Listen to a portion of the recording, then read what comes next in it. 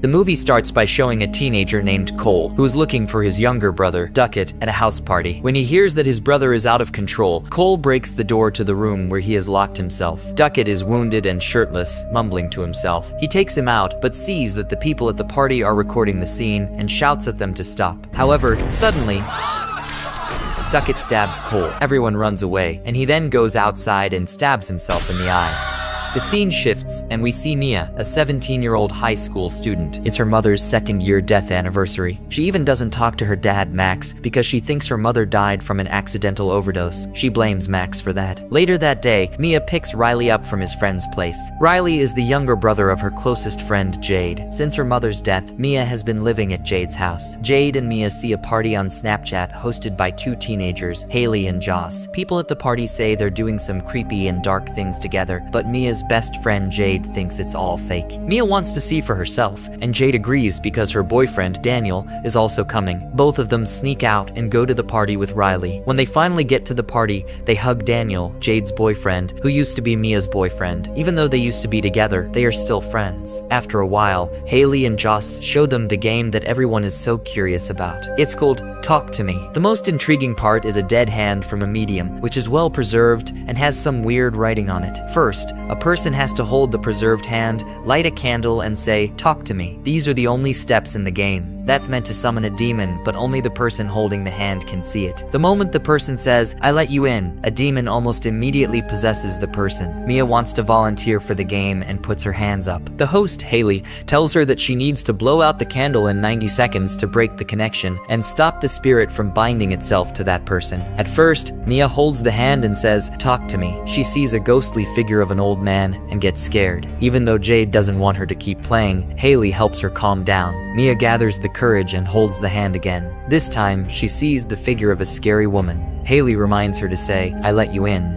And then suddenly, the spirit enters her body. Moments later, she starts to act crazy and talk in a scary and horrifying voice. She looks at Riley, Jade's younger brother, telling him that they like you a lot. At 83 seconds, the door creaks open on its own. Before the 90-second mark, Joss tries to pull Mia away from the hand, but the demon won't let her go and yells at Riley to run. Finally, Haley and Joss are able to break Mia's link with the spirit, but it's over the 90-second mark. Later that night, when they got home, Riley approached Mia and asked how it felt to be possessed by a demon. Mia told Riley that it felt amazing. She could see, hear, and feel everything while smiling. It was so good being possessed by a demon that Daniel, Jade's boyfriend, wants to try it too. Haley agrees to do what Jade wants, and they'll do it at her house that night. They all gather at Jade's house, waiting for Haley and Joss to start the spirit game. Daniel sits down right in front of the dead hand and says, "Talk to me, and I let you in," and he immediately gets possessed. Furthermore, whoever or whatever controls Daniel insults Jade and wants to be sexual with her. Jade's dog comes over while Daniel is humping the floor. Daniel then licks his mouth in a sexual way. The other teens are both disgusted and pleased by this act, so they blow out the candle. They are not satisfied with the results and want to try it again.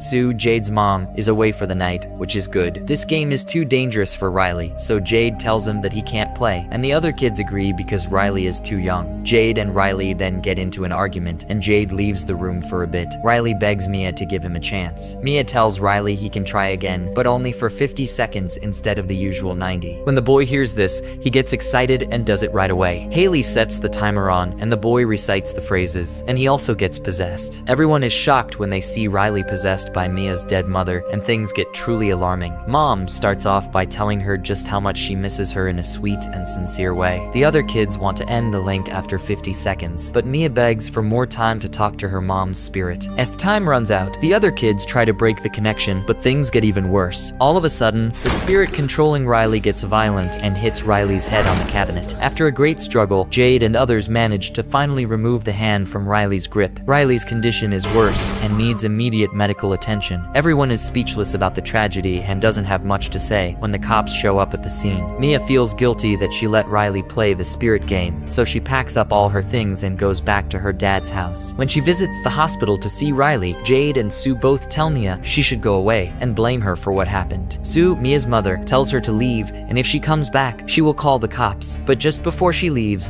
she looks out the window and sees a reflection of her mother, which leads her to the toilet. There, she hears her mother's voice calling for help, but when she gets there, the figure disappears. Since the strange event, Mia has been spending more time with Daniel, her ex-boyfriend. It's clear that Mia still cares about Daniel. Mia thinks that her mother may be trying to contact her, but Daniel doesn't believe that Riley's spirit was her mother. During that night, while Daniel sleeps over, Mia wakes up from a nightmare. Suddenly, Mia sees a ghostly old woman move toward Daniel and suck on his foot. Terrified, she screams at him to wake up. Daniel suddenly wakes up and finds Mia sucking on his foot. Daniel freaks out and chooses to leave the house right away. When he leaves, Mia takes the dead hand for herself and lights a candle to try to talk to her mother's spirit. Her mom, Ree, finally appears, and Mia immediately asks her most awaited question. Did her mom's overdose happen by accident, or did she take her own life? Her mom's spirit tells her that it was truly an accident, and she would never intentionally leave Mia. The spirit then informs her that Riley is in pain and urgently needs help. Meanwhile, at the hospital, Jade is trying her best to help Riley, but he's still in the spirit's possession and ends up biting her. He then falls to the floor and starts banging his head against the wall in the bathroom. The spirit wants to hurt him, but thankfully, the doctor shows up and controls the situation. The scene shifts, and we see Mia teaming up with Daniel, Haley, and Joss, who are searching for Cole, the first man we saw in the opening scene. Joss reveals that he got the hand from Duckett, who killed himself in the beginning. When they meet Cole, he blames Joss for always inviting his late brother Duckett to play the spirit game. Cole then tells them that the longer the spirits stay in Riley, the weaker they get, so the best thing for them to do is to wait it out. Mia makes a plan because she thinks Riley doesn't have much time left. She wants Riley to finish the game because she thinks they forgot to blow out the candle on Riley's turn. They go to the hospital to try to get spirits to repossess Riley and help find a way to bring him back, but it doesn't work. Mia then decides to enter the spirit realm to free Riley's soul, which she thinks is being held captive by the spirits. Suddenly, in a vision, she sees the spirit of a little girl and begs her to bring Riley back. The girl then lets Mia in and reveals that Riley is being attacked by many other evil souls in limbo. When she regains consciousness,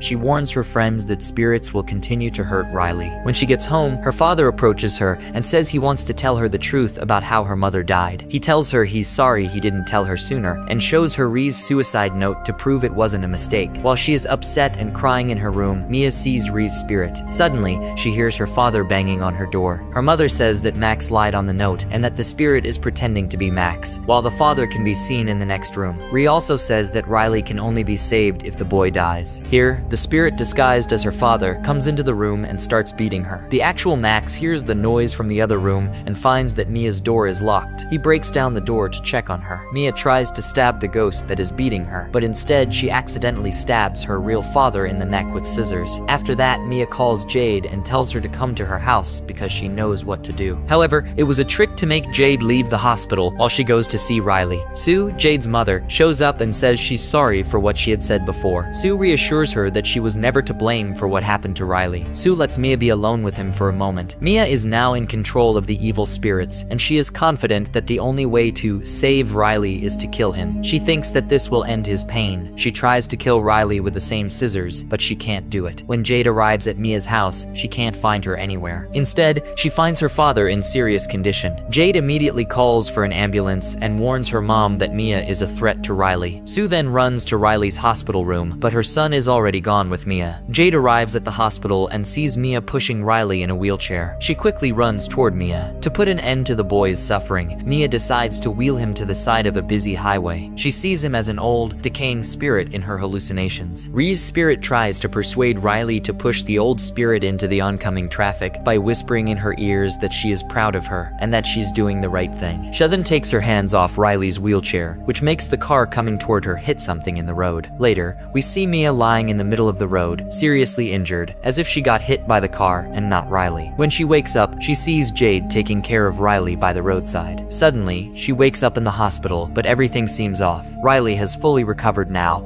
and she is leaving with Jade and Sue. Max also looks like he's recovered from his injuries, but no one can hear Mia as she tries to follow them. She screams desperately for them not to leave her alone, but they all leave anyway. She then finds herself in pitch dark darkness. She sees a faint hint of light in the dark. She goes over to look at it and sees that it's a candle with a hand sticking out of it. She extends her hand to hold the hand and is instantly teleported to a totally different place. At a party, the guy holding her hand looks at her in shock before saying, "I let you in." Now Mia has become a part of the hand game and she's the spirit, and the movie ends. Subscribe to watch more movie recaps like this. Thanks for watching. See you in the next video. Goodbye.